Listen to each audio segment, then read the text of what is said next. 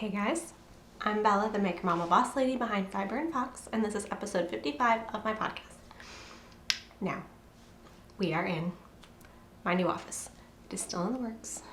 I'm going to talk about that a lot more, but we're in the new space, and hopefully it shouldn't be too echoey because now we have stuff in here. It's very chaosy. Very chaosy. But yeah, I'll talk about that in a second. I am Bella. I am a crochet designer, although this particular episode is knit heavy. I don't design knit patterns, but I do knit, and I talk about all of my yarny makings here with you guys. Anything you need to know about me or anything that I mention is going to be linked down below the video, and there's also a link to show notes on my blog if you need pattern info or the like. That being said, yes, new office. If you've been around for a couple episodes or any length of time, we've been doing some renovations in our home, kind of flip-flopping some things around for a while. Like for a couple years, we've been kind of in the process of getting this done. So ultimately this room is craziness, right? But yes, so now my husband has his own office space for all of his working from home and then all of his guitars and music hobbies. And then I have this room, which is going to be my office and also our homeschool room. So very excited to have designated spaces for that now because it was all kind of in one room and it was a lot of stuff, not very well organized, and just we've been in a process of renovation since like 2020. So I'm so glad it's done and it's so beautiful and it's really nice to actually be able to utilize these rooms in our house again. So very grateful for that. That being said, the room is not done. There's ultimately going to be a giant yarn shelf, bookshelf, homeschool shelf, whatnot, IKEA, Calyx situation behind me. We have friends who are moving who are giving us theirs, so we're just kind of waiting on their timing to get that from them. I do have the window open and it is currently the 4th of July. And it's not dark out, but apparently my neighbors think they should do fireworks, but it's too hot to close the window. So I apologize for that. Yay, independence. But do your fireworks when it's dark. Yes. What was I saying? Yes, the room is still in progress. I'm going to do a full tour yarn organization type video, stash and whatnot once we get that shelf. Because right now I'm pondering if I should take the camera off and just show you. Like, this room is crazy town right now. I don't know what you're gonna be able to see, but we got, let's see. I don't know what I'm showing you. There's just piles of things. Piles of things. That's the umbrella light, piles of things. All right, well, that was a quick tour. Probably not great. But I have been saying that once I'm back in this room, I'll go back to my editing because now my husband's got his computer set back up so I can do the editing on his software. But this week is really busy and I want to focus my efforts on getting this office put together. And neighbors, I hope this is just a test run because it's not dark out. It's like not even 8 o'clock. Okay. Focus my efforts this week, my weeknights when I have free time to do things, on getting this room together and other stuff we have going on. So the editing will return probably next episode. We are going to put this one up unedited, but I am in my chair. I am basically where I'm going to be recording. There's just going to be more yarn behind me and whatnot next time. But I'm just so happy about it. It's coming together really beautifully, and I've just been organizing, labeling, got all sorts of new systems, and I'm just so excited to have a functional space. So I will be sharing a tour with you as soon as we get it mostly to where it's going to be. But right now the yarn is just in bags and boxes, and the craft stuff is everywhere, and there's drawers on the floor, and it's just, yeah, we need to get that shelving unit because it's kind of all riding on that. But that's kind of all the admin I have to share. I did want to mention the I-91 shop hop if you are local, and I would love to know where you guys are from down below if you want to let me know. Like, you don't have to give me like your address or anything like that, but I would love to have an idea. I can kind of see in the like analytics of the YouTube stuff. But I would be curious to know where you guys are tuning in from. But if anybody is local in the Connecticut, Massachusetts, Vermont area, the I-91 shop hop is happening August 8th through 20th, and one of the shop owners asked if I could mention that. I do have an entire playlist from I have a whole vlog playlist about all the shop hop videos from last year, 9 different yarn shops in that area running up Interstate 91. I did tours and interviews with all of them last summer. So if you're not local, or even if you are and you're interested in seeing a little preview of the shops, you can check those out in that playlist. But yes, excited for that. It's coming up in August. I'm not doing tours or interviews or anything again. It would kind of be redundant to do every year, but those videos still exist on the internet if you are interested in watching them. Finished objects. I don't have anything particularly finished. I do have the 10-year blanket is coming right along. I think when I showed you last time, I was still joining squares. So we'll do a quick recap. This is a blanket that I started knitting squares for 10 years ago when we first got married, thinking that someday it would be for one of my children. Although this honestly can fit across my whole family sitting on the couch. So it might end up being like a movie night blanket or something because it's pretty large. I think there were 60 or 70 squares in total. 60. So I did six across by 10 rows. And the cat, Princess Buttercup, I don't know if you can see.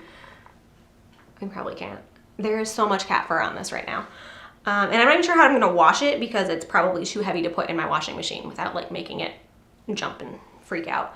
So I'm gonna have to rinse it out in like my child's kiddie pool or vacuum it. I don't even know, but our cat has decided that this is her blanket, and it's, you know, the hottest part of the summer, and she's like part Russian blue, so she has that thick undercoat, super shady, and apparently acrylic blankets that are not breathable at all are a wise choice for her in the summer.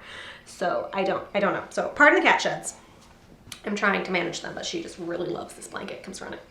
So it's huge, very huge.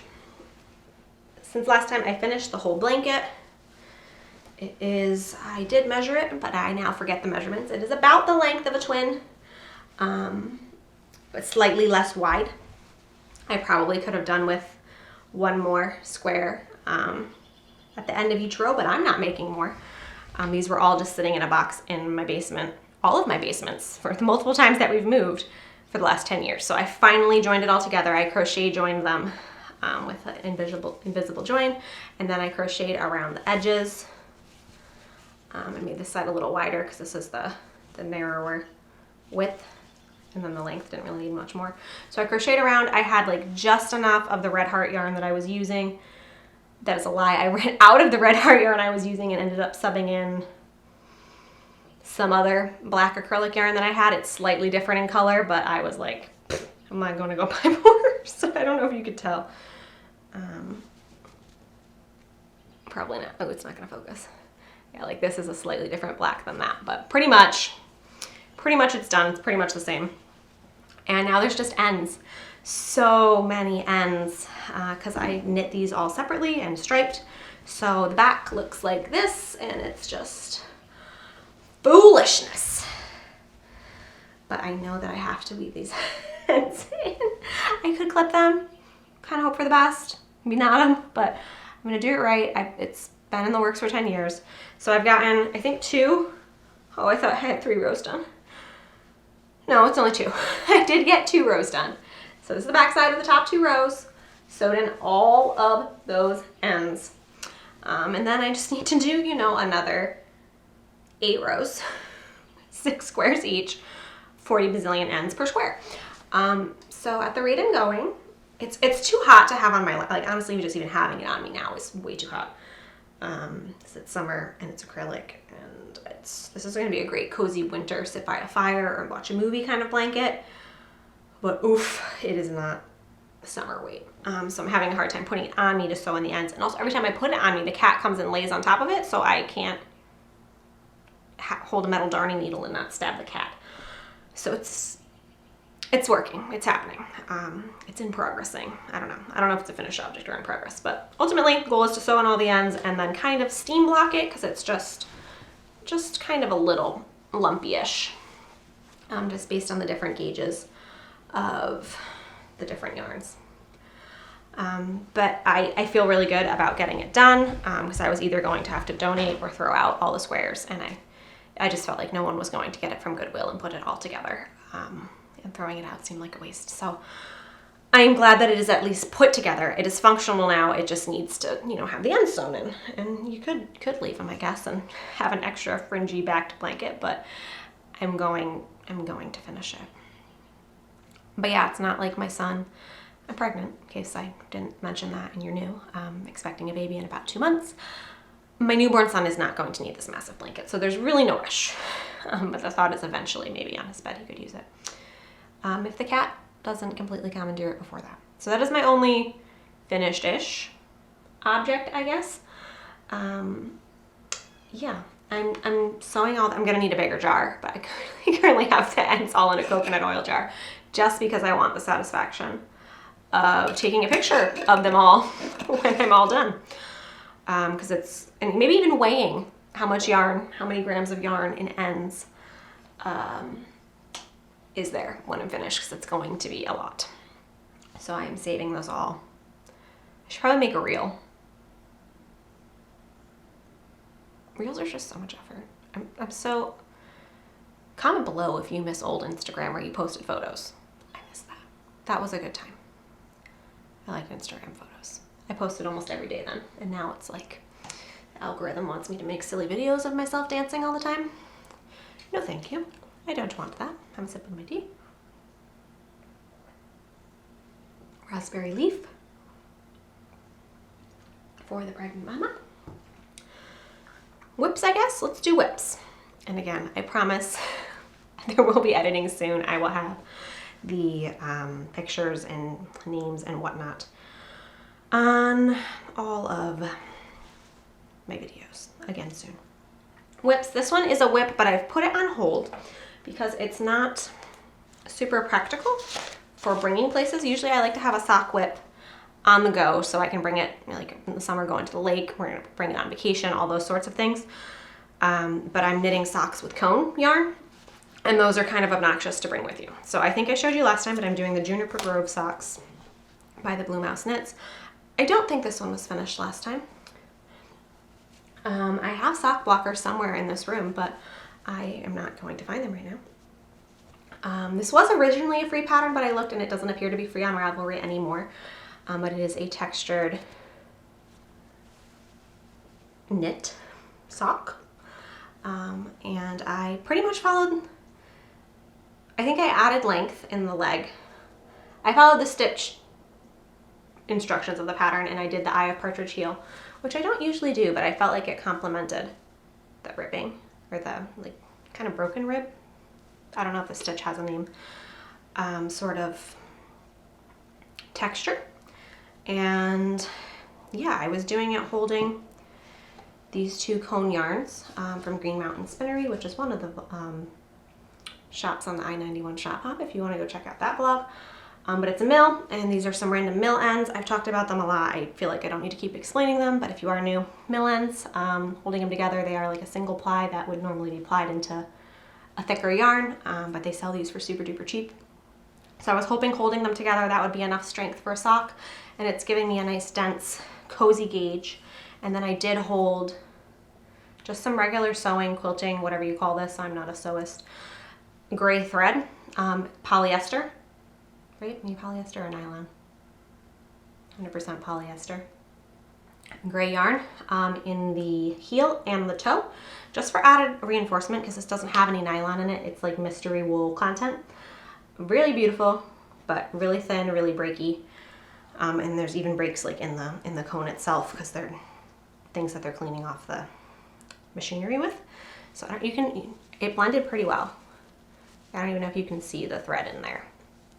But that was one of the things they had mentioned doing to use this for socks. So I'm gonna give it a try. They might not be the most hard wearing. They're definitely gonna be cozy in the house in my slipper socks. I'm probably not gonna be going a ton of places.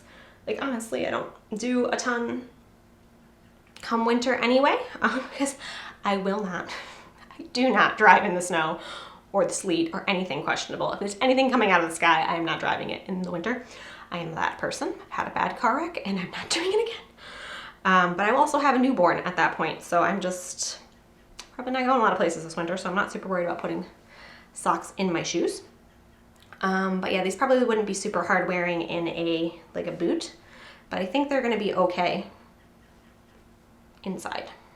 or whatnot. We'll see. I'll update you on how it goes. I've been adding this yarn to a lot of socks, but usually with something else, with nylon or like a sock yarn content. So the straight wool with the polyester thread held, I guess, tripled. Can you see it at all?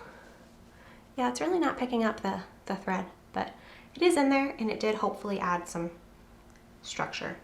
This yarn is very woolly, and it definitely has a lot of lanolin, smells sheepy, lanolin content, where your hands like, you know, have that feel when you're done. Really woolly, not something I could wear, not even, like I could not. I don't even want to touch this to my neck right now.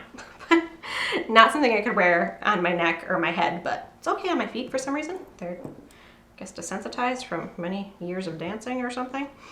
I don't know, but I started the second one, and then I put it on stitch holders because it just hasn't been practical to carry around the cones, and it's just so woolly. Like, I don't really need to be knitting densely thick wool socks in July.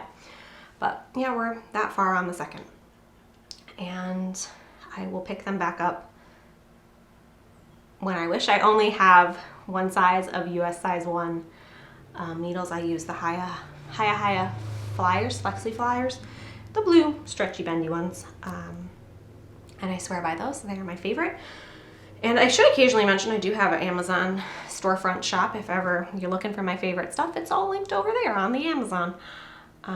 So you can find my favorites there, and those Flexi Flyers are definitely linked, but I put this on stitch holders for now, and I will revisit it maybe after summer when I'm more staying in the house and not going places.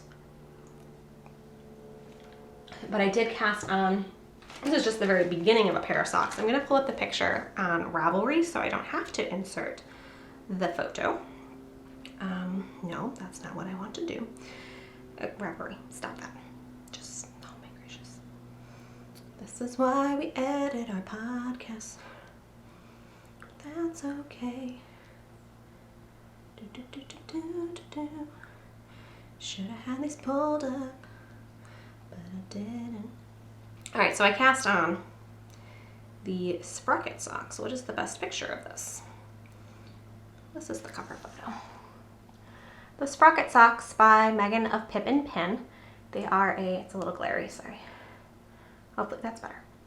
A colorwork sock using mini skeins or scraps. I'm gonna real quick look up the hashtag because she has a knit along going on. 6 weeks of socks knit along. And the hashtag that you use is, I don't know. This is the info on, are you enjoying me doing this? Probably not. 6 weeks of socks 2022. 6 weeks of socks Cal. I think these are the hashtags if you care to participate. But I cast on the Sprocket socks. They are not looking like much as of right now because I just cast them on today. There is 2x2 ribbing. Here it is, everyone. Those will be the Sprocket socks. And even though they're using scraps or mini skeins, it's still more portable than carrying around the cones. So I'm using 5 minis, which is what it calls for, but the pattern also has a separate, so she has it written in the pattern for the 5 minis, exactly how she did it, but then she has another section in the pattern that's more like a recipe if you want to do the color work but add in more colors or like modify it slightly. So there is options there. You don't have to use minis, and you could do more or less colors. But this is the collection of colors that I'm going to be using. Fireworks, fireworks, fireworks. I really like the white wall. This makes a good background for showing you things. They are all Lane and Lotus except for this coppery brown one. The Lane and Lotus ones, I don't know what the names of any of these are because the Lane and Lotus ones were from a grab bag mini set where she just sends you random minis. And I love all of her yarns, so that's always a win. Although some of these I think I picked out. I think I used some of the, I don't know. These ones are for sure all Lane and Lotus. Love this one. That's either Eden or Olive Branch, but this one might be Harvest Moon. Don't know what those two are. I feel like I actually do know what this one is, and I can't remember because I've used this color. And then this one is, I think, by a chick that knits on Etsy. This one's a little more variegated, less of a tonal. But I thought they would all pair pretty well in that color work pattern. Again, this is the sprocket to socks.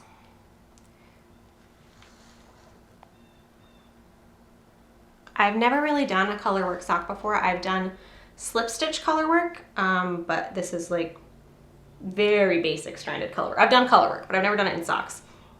In the pattern, it's a 60, a 68, or a 76 or something cast on. I went with the 68, I didn't gauge, but normally I do 60 stitches for me, so I think those extra 8 stitches will be accommodating for the color work, because I was thinking if I did 60, it'd probably be too tight. We'll see. But those should be fun. Basic enough color work that it's not going to be, like I don't have to read a chart or anything. So a simple pattern, I cast those on, and that is now going to be my travel knitting. And then I also cast on, as a sort of mindless summer project, the Cumulus tee, which I should also pull up to show you. Hang on. We know what we're doing. We do the things. We have a podcast. No, I don't want to see the sprocket socks again. Cumulus tee by Petite Knit. It is a super basic V-neck t-shirt knit. And there are tons of projects on Ravelry. It's very popular. This is my first Petite Knit pattern. I think. Have I knit something by her? I don't believe so. I think it's my first, but incredibly popular, and all of her patterns come in like, I want to say like 5 or more languages. I think initially they're written in Danish, and then she has them in English, I think German, maybe Spanish and French, like a whole bunch of languages. So I know I've heard some critique about her size inclusivity. I feel like this pattern was size inclusive. I don't know if all of them are, but she does have a lot of patterns that are also in baby sizes, kid sizes, but I don't know that they all run a whole range. But Petite Knit, Cumulus tee, very popular. I feel like a lot of people are knitting it right now. I'm in the middle of a row because, again, I podcast. I know what I'm doing. It was the 4th of July today. We had barbecues and the like. I couldn't. I was like, I'm going to record for continuity and staying on schedule, but I'm a little tired, a little sweaty, a little bedraggled right now. A little pregnant. But it starts out, I think I can still show you even though it's in the middle of the row. It's not even in the middle, it's the start of the row. All right, so it's knit in the round, and it's gonna be a V-neck. So it's not joined until after you do the V-neck, so I'm knitting flat right now. Raglan shaping. And this is like, you know, the yoky bit. And this yarn is kind of out of my comfort zone as far as color and style. I don't usually go for, I don't know what you would even call this. It's not really variegated. Something with this much color variation in it is not usually my thing. Usually I'm a tonal, I'm dropping stitches now. A tonal or maybe a speckle kind of person, or a marl, or heathered, not a marl, a heathered. But this kind of does have a marled look to it.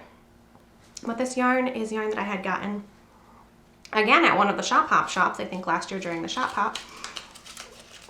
I got it at Village Wool. It is by Lana Grossa, and it is Linnea Pura. I'm not sure how we pronounce, but it's a Lana Grossa yarn, and Colino, I guess, might be the line. I'm not sure. Too many names on here. Lana Grossa, Colino, Linnea Pura.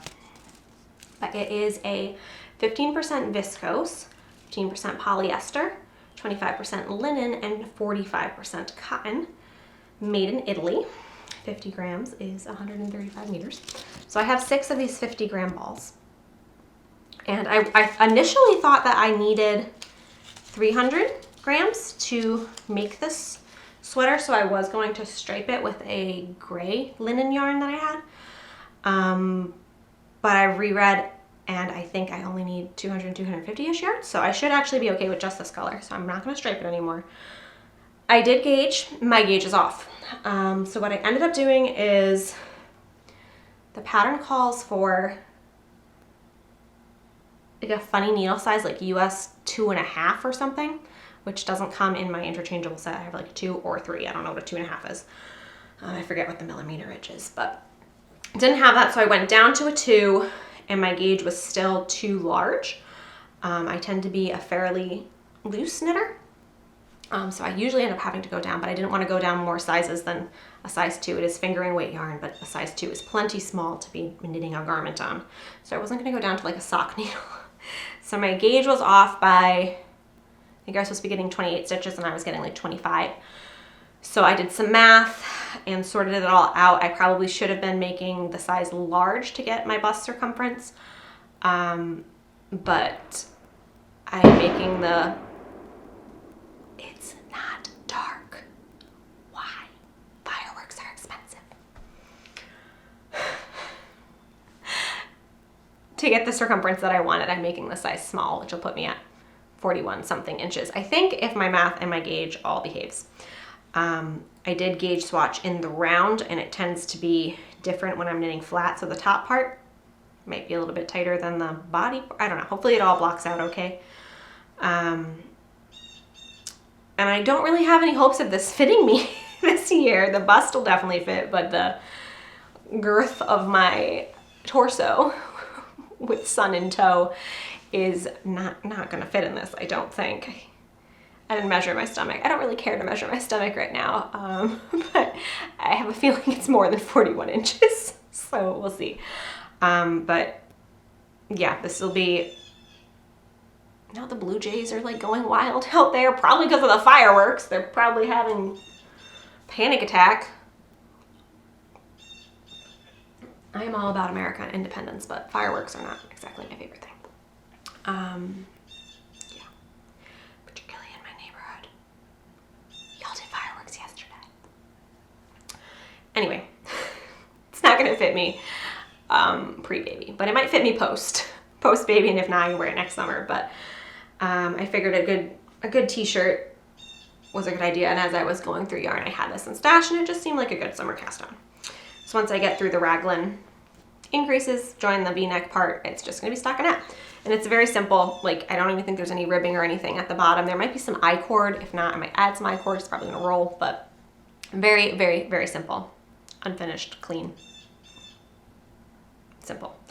I will say, I don't know if it's clearer in maybe the Danish pattern and the translation, and I don't know who does her translation and whatnot, but the raglan increases were a little confusing. The way that she has them placed, you are doing an increase on either side of these markers with one increased stitch in between. My camera is threatening to overheat because it's hot out. Hopefully it does not, because then I will have to edit this video to some extent. I at least can at this point. But if you look on the comments on Ravelry, the designer actually has had multiple people ask the same question, because she doesn't mention slipping the marker, so it was a little confusing where in relation to the raglan stitch you were doing the increase, inside of the markers, outside of the markers. But she does have a link to a video. It's all in Danish, but you can at least see her doing it where the placement of the increases is. So once I got that down, I was fine. But initially the first row or two, I think I actually frogged it back and cast on again because I just couldn't get the raglan increase right. But it's just a simple make one like left and right. So not hard, very, very simple pattern, but not explained super well, at least in the English pattern, at least by my typical US understanding of patterns. So that's the only thing, but if you go to the comments on Ravelry, that video is linked, and you can watch it in Danish and just see what she's doing and then kind of understand where they go.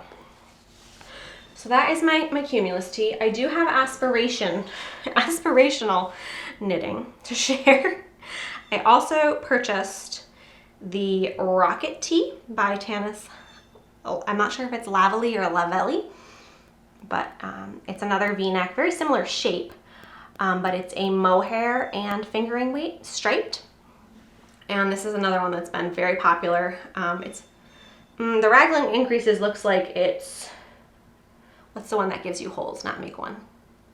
Something with yarn overs. Yeah, you can see the shoulder. Slightly different, but very similar shape. And it just gives you this nice drapey mohair stripe situation. And I've kind of been on a mohair kick, so I might make this one as well. I have, the yarn's over there and I'm not getting up, but I have a yellow speckly Ching fiber that I've been holding on for a while. That's single ply that I wasn't sure what to do with, but I feel like I could use it in a t-shirt. Probably would be better in a shawl. Might use it in a t-shirt. And then a mohair like. It's actually like cashmere and silk and a bunch of other floofy business. Silk isn't floofy. Skein that I think would work with it. But I didn't want to knit both at the same time. So after I finish the Cumulus, I might cast that one on, see how I like it. I don't know. So I got that pattern, and then I was trying to get myself out of my I don't know what to make funk. And I wanted some relatively mindless. I also got by Petite Knit the Friday Sweater Baby version, which is a simple broken rib pullover. Usually I like a cardigan or something with buttons on it for the neck for a baby, but this one's really sweet. And again, tons of people have made it, and it's just this really pretty broken rib pattern. Very simple, it looks like, and I think the increases are the same as on the Cumulus tee, so it's just a smaller raglan. So I am planning on casting that on in, did I bring that yarn over? Nope, not gonna get up because that's gonna be disrupting. But I might make it in either an undyed yarn or another one of these cones. I haven't decided if these cones are too woolly for a baby, but I have some in cream, like undyed. And then I also have some undyed yarn we're gonna talk about in a second. That, and then the red left over from my second Fields cardigan from Fiber for the People in the colorway Chili. So I think I'll make it very similar colors to what was shown in the pattern there. And then I have some acquirings. I don't really need anything right now because this room is so full of yarn. But I have been, well, I'll show you this first. This is fun. Look, it matches my chair. My sister recently came back from Ethiopia. She was in Ethiopia for about 2 months. She has family down there and was visiting for quite a while. But she brought me back this bowl. It is handmade. It's just like a trinket bowl, but obviously I'm going to use it for yarn. Handmade, and it's like made out of seed beads and wire. And this is a, I guess, traditionally produced craft in the village where she's from, Waliso. So I thought that was really cool, and I love the orange, and eventually on my shelf it's going to be sitting up there. And I don't think I could fit a full 100-gram yarn skein, but these little 50-gram ones from the Cumulus tee have been fitting nicely, and it even has like gaps, so I could use it like a yarn bowl. So I might use it for stitch markers or some kind of little notion, but really pretty. And I love a good handmade item, and especially something that this is of cultural importance to her. So I thought that was really cool. Beautiful gift, and not necessarily yarn related, but I wanted to share it. You will see it in my shelf soon. I'm so excited to put all the things on my shelf, guys. You have no idea. So I have yarn. Undyed. Undyed yarn. I have accumulated a lot because I have been meaning to do, I am not starting a dyeing business. I am not going to be a yarn dyer. I may end up like selling a couple of these if they're not like my favorite or the outcome or whatever. But yeah, I really like natural dyeing. I like the idea of it. I've done a bunch of it, played around, and I am not in a place where I'm at all comfortable playing with acid dyeing. One, being pregnant. Two, I am just not someone who is very into chemical-y things, and acid dyeing, which is, you know, how most indie dyers dye, you need a respirator, and it's not safe to have around your pets or your children. And I don't have the free time away from pets and children to do that, nor really the kitchen space or anything. You definitely could play around, but that's not something I'm looking to get into. But we've played around with food dyeing stuff with just like food coloring. And I have previously done a bunch of natural dyeing, plant dyeing, which I love. And as I'm doing my gardening, I would love to use things from our yard or things that are like onion skins, that sort of thing that would otherwise be waste, garbage. This is probably going to be a little loud, so I'm sorry for the crinkly bits. Maybe I will graciously edit this out, but probably not. So I ordered a bunch of undyed yarn from 2 different companies. So these ones are from, I don't know if I have an invoice I can show you without personal information on it. Nope, hang on. Hang on, don't want to give y'all my address on the internet. So these ones are from Wool to Die For, with the 2 and the 4 being a 2 and a 4 number. I've previously ordered from Knit Picks. Didn't love their undyed, but it is a great cheap version if you want to get just a few and try it out, see if you like it. And I've ordered from Dyer Supplier before, but their website was wiped clean. So I don't know if that's like a stock issue or a supply chain, all that.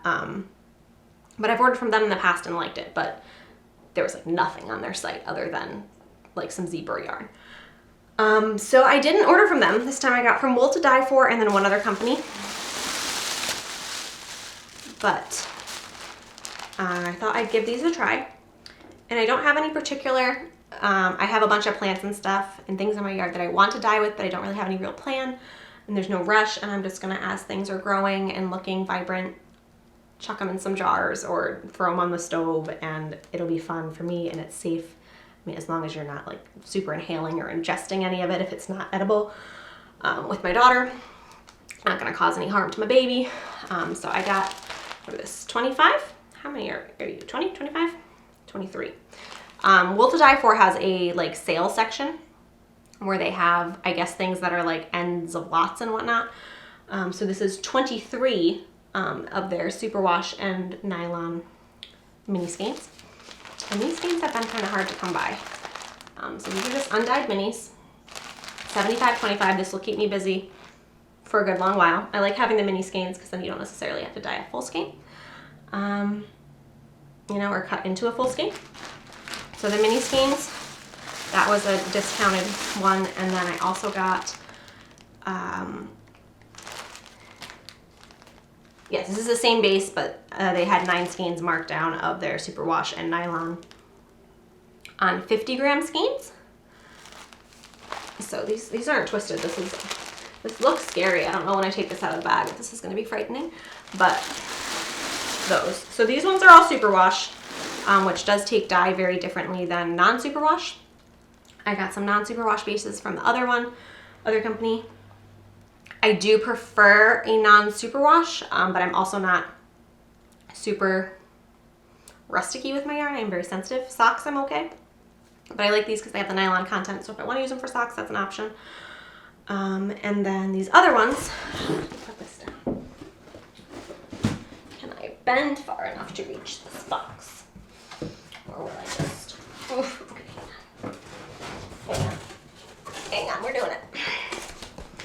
All right, these ones are from Nomad Yarns, Nomad with a K, like knitting. And they sent a little sticker, and their presentation was a little bit nicer. And I think their yarn's a little more expensive, and they had some more interesting options. And their site was a little easier to navigate. Wool to Die For was a little bit, I don't know, I didn't love their website. My husband's a software developer web guy, so he's kind of turned me into a website stuff. But from Nomad Yarns, and they also included a project bag, which I thought was cool. It smells a little sheepy. Project tote came with it, and I ordered 2 different bases. So this one, and these ones are just much better labeled, and they're all hanked up. So this is their eggshell base. Oh, this one is superwash. Just kidding, I lied. Sorry for the awkward cut. My camera overheated. It's very humid. So I'm sorry, but thankfully I have the editing software now, so I can piece that back together, and hopefully it wasn't too painful for you. We were talking about Nomad Yarns. So I got the eggshell base. I like that they included these little cards. There was a ton on their site that I was interested in, but this is a 70 superwash merino and a 30% nylon. So I guess I did end up going with 2 superwashes. And this is this one, right? You eggshell? Yes. So I have 10 of these, fingering weight, sock weight. They're not very exciting to look at now, but I thought I'd show you the packaging. And I believe it was Nomad Yarns that had it when you signed up for their newsletter. There was a discount code that got you 25% off. And at the time, I don't think it's still running, there was also a free shipping. So their pricing was actually really good. And then I got the Asperitas base, possibly. I'm not sure what language I'm supposed to be pronouncing this in. But this is 10 fingering weight, 50% recycled wool and 50% tencel. I think that's how you say that, tencel. That one. So I got these as well. So I have 10 of those, 10 of the 100 gram superwash, 9 50 grams, and 23 mini skeins. And I did the whole math out per like how many grams I was getting, and it's basically, it cost me about it was like $6.40, $6.30 or something per 100 grams. So like per skein, which was not terrible. This is not yarn that I needed. This is yarn that I wanted to play with, and I figured it would make good content for you guys. And I'm going to try to make some videos. Maybe I'll make some reels. I don't know. But I am not an expert on the natural dyeing. It's just going to be more like me experimenting if you want to come along. So there'll probably be some vlogs involved with that. But again, I need to get this room settled and get, this chaos taken care of before I start making my kitchen into chaos dyeing yards. But I'm excited. There's a whole bunch of plants in my garden that I want to try. And I have stuff in my freezer from last year. And I have like dried onion skins, all sorts of things that I want to give a go at. So those will all be in my new yarn shelf, and you'll see them all sitting there all happy. And I'm excited. I don't know how long that's going to last me. I'm not dyeing for any particular project. A lot of it's probably going to be single skein experiments, but if I really like something, I will try to maybe do sweater quantity. Because yeah, I have definitely several sweater quantities worth and plenty of socks. So excited to give that a go. So if you are at all interested in that, you can come along for that adventure. And like I said, it's getting dark now, so they may start doing real fireworks. So I'm gonna wrap this up. But yeah, I'm gonna have this office tour for you soon, and I'm so grateful. I will say, like, I'll probably say in that vlog video too, but this space is brought to you by Fiber and Fox. And I am really grateful that this business has allowed me to stay home with my daughter. It is not something that I do full time. It is not something that I'm trying to replace my prior, I never had a career, but my previous full-time income. It definitely hasn't replaced it, but it has given me the freedom to work how and when I want and be able to homeschool and be able to stay home with my kids. And I recognize that that is a privilege, but I still value that. And I am a maker and a designer, but I'm a mama first. And I am grateful that this hobby of mine and this channel and the designs and all the pieces that come together, that this has paid to renovate a room in my house. And as you know, right now, stuff is not cheap. So renovation costs and whatnot, paying other people to do stuff. My husband did a bunch. And a lot of the furniture and whatnot has been gifted to us or side of the road finds. I'm excited to share in the vlog with you what we have and how we've come by it. Just like, I feel really blessed that we have just even the ability to have a room in our house that I can call my office, homeschool space. But yeah, completely paid for by my business, which is really why I do what I do, to be able to contribute, supplement my husband's income. We are comfortably living off of his income, but mine is the extra for basically our home renovations, because we did buy a fixer-upper and we've been working on it for a while. So just really grateful that playing with yarn and talking about yarn on the internet can somehow renovate a room in my house. So excited about this room, this blank slate, to just start more content, more designing, more educating my children and making memories, and I am grateful. So thank you for being here and being part of that. And whether you realize it or not, when you watch a video, I mean, the videos aren't the main source of my income, but it does contribute. And all the pattern purchases and the affiliate links and all of that, like, thank you. You have made my Maker Mama Boss Lady dreams come true, and I appreciate it. So thank you for being here for episode 55. They're going into full fireworks mode out there, so we'll wrap this up. I will see you in episode 56, hopefully with a big, beautiful yarn shelf behind me and better editing. But thank you for being on this journey with me. I appreciate you guys, and I will see you next time. Thanks. Bye.